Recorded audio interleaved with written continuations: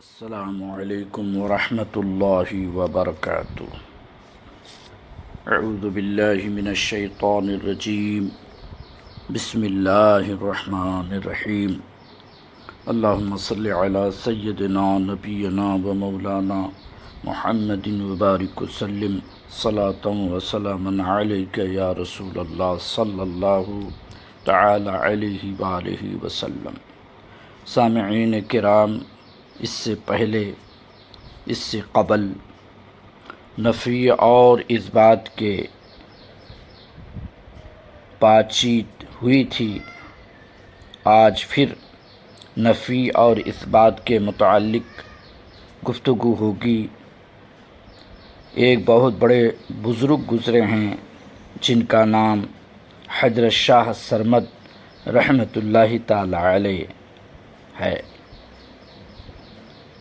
بزرگ ہیں حضرت شاہ سرمد رحمۃ اللہ علیہ، اور علماء کی بحث نفی اور اثبات کے متعلق واضح ہو، معلوم ہو کہ علماء نے اورنگزیب سے کہا کہ شاہ سرمد رحمۃ اللہ تعالی علیہ اسلام کا پورا کلمہ نہیں پڑھتے ہیں اور اپنے آپ کو مسلمان بھی کہتے ہیں۔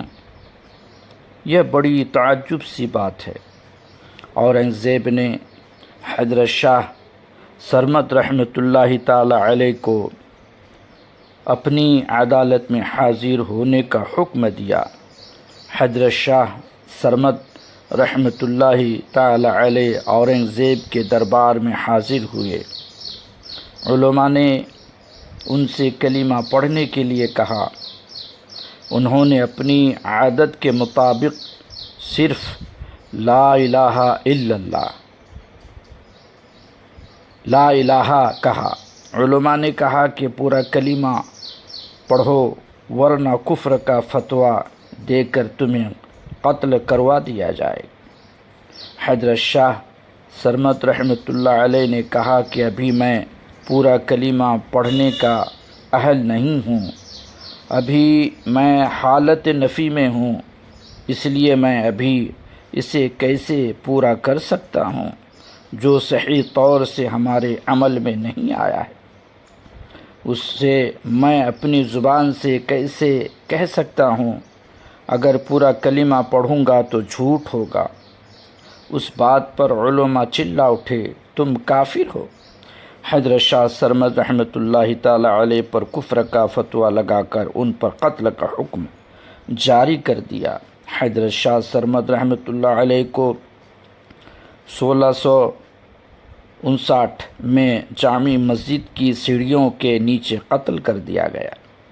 ان کے کٹے سر نے تن سے جدا ہوتے ہی 3 بار پورا کلمہ لا الہ الا اللہ محمد رسول اللہ پڑھا اور جامع مسجد کی سیڑھیوں پر چڑھنا شروع کر دیا۔ اس کی اس صورتحال کو دیکھ کر ان کے استاد یعنی پیر و مرشد ہرے بھرے شاہ رحمۃ اللہ علیہ نے شاہ سرمد رحمۃ اللہ تعالی علیہ کو وہیں رکنے کا حکم دیا۔ ان کا کٹا سر وہیں رک گیا اور ٹھنڈا پڑ گیا۔ اس واقعہ کے بعد اورنگزیب کو چین سے بیٹھنا نصیب نہیں ہوا، پوری زندگی دکن کی جنگ میں الجھا رہا اور 78 سال کی عمر میں دکن میں لڑتے لڑتے ہی ان کا انتقال ہو گیا۔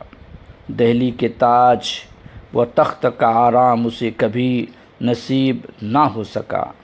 اس کے انتقال کے بعد ہی مغلیہ سلطنت کا زوال شروع ہو گیا۔ علامہ اقبال کہتے ہیں، یہ شہادت گاہ الفت میں قدم رکھنا ہے۔ لوگ آسان سمجھتے ہیں، لوگ آسان سمجھتے ہیں مسلمان ہونا۔ زباں سے کہہ بھی دیا لا الہ تو کیا حاصل، دل و نگاہ مسلمان نہیں تو کچھ بھی نہیں۔ حضرت بایزید بسطامی رحمۃ اللہ علیہ فرماتے ہیں کہ اگر میں ایک مرتبہ صحیح طریقے سے کلمہ طیب پڑھ لوں تو میرے لیے یہی بہت کچھ ہے۔ اللہ تبارک و تعالی ہم سب کو کلمہ طیب لا الہ الا اللہ محمد رسول اللہ کو سمجھنے کی توفیق عطا فرما، اور اس کلمہ کے عامل ہمیں بنا۔ السلام علیکم ورحمۃ اللہ وبرکاتہ۔